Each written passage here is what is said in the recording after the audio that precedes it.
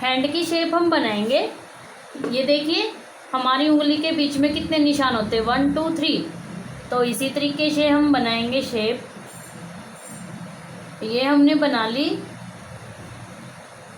इसका वैसे भी काम नहीं है। तो अब हमने इसमें क्या करना है, शोल्डर और आर्मोल निकालना है। इस तरीके से ये ट्रिक है हमारी कि हम कैसे निकालेंगे।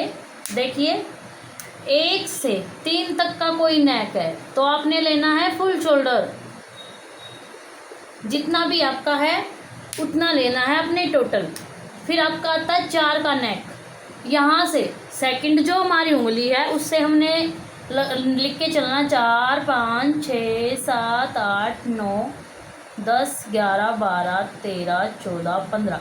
15 से डीप तो कोई नेक होता ही नहीं है, वो तो फिर बिल्कुल ही बैकलेस हो जाता है। ये आपके 15 तक के नेक हमारे इसमें आ गए हैं। अब आपने क्या करना है, ये हमारी सेकंड उंगली है, देखो यहाँ से आपने 4 का नेक लगाना है।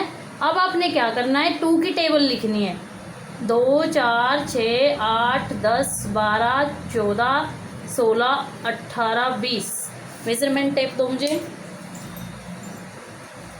ये हमारा हो गया, टेबल होगी हमारी 2 की। ये हमारा मेजरमेंट टेप है, हमें आर्मोल शोल्डर नेक के हिसाब से निकालना है। नेक है हमारा मान के चलिए 11 का, तो हमने कितने कम करने हैं, ये हमारे 5 हो गए। 11 का नेक है, हमने डंडे कितने कम करने, जो ये होते हैं देखिए 1 पॉइंट 2 पॉइंट 3 पॉइंट 4 5 6 7 8 9, ये हमारे पॉइंट हो गए 1 2 3 ऐसे। अब आपने क्या करना, 4 का गला बनाना है, 2 कम कर दो। 5 का गला बनाना है, फिर 2 कम कर दो। 6 का गला बनाना है, फिर 2 कम कर दो। आपको 2 की टेबल याद रखनी है। अब ये मान के चलो, ये है आपका हाथ, यहाँ से 4 5 6 7 8 9 10 11 12 13 14 15, ये आपका हो गया कि आपके नेक कितने हैं। अब आपने इसमें से ये वाले जो हैं आपके पॉइंट 1 2 3 ये कम करने, कैसे करोगे, 2 4 6 8 10 12 14 16 18 20 22 24, इस तरीके से।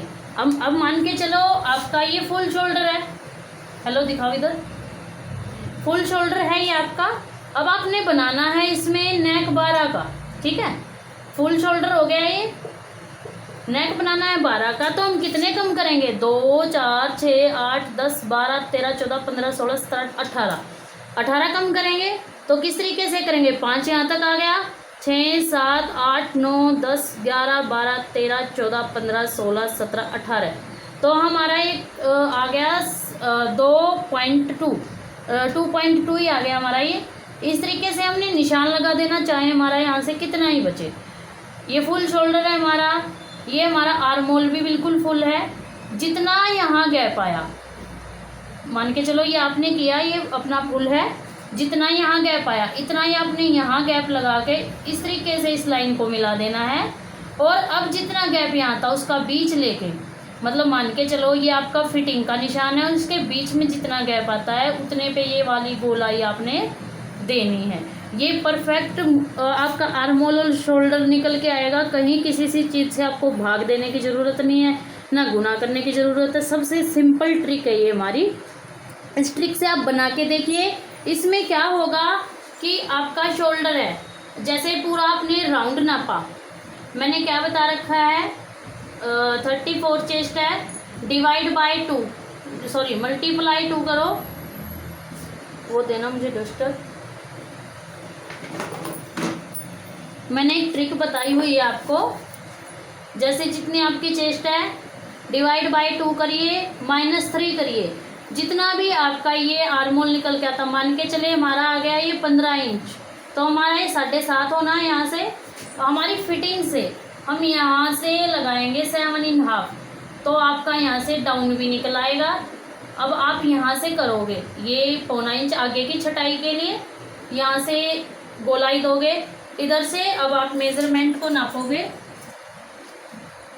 ये देखो यहाँ से मेज़रमेंट को जब आप नाप रहे हो तो मान के चलो 7.5 यहाँ आ रहा है, तो आपका ये यहाँ पे आपने ब्रोड लगानी है अपने, जो जितनी आपकी आई है ये आपका डाउन पे निकल के आ गया। ये आपका मुड्ढा भी परफेक्ट हो गया, शोल्डर भी आ गया। ये वाली ट्रिक बहुत ही काम की है, आप इसको देख सकते हो ट्राई करके।